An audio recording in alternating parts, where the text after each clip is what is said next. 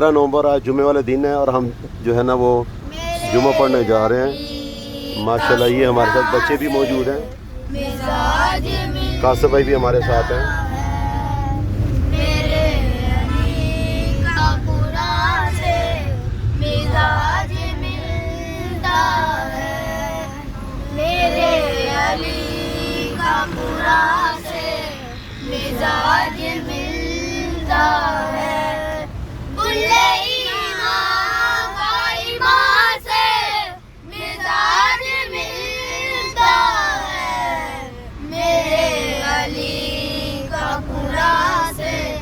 मिजाज मिलता है मेरे अली का कुरान से, मिजाज मिलता है जो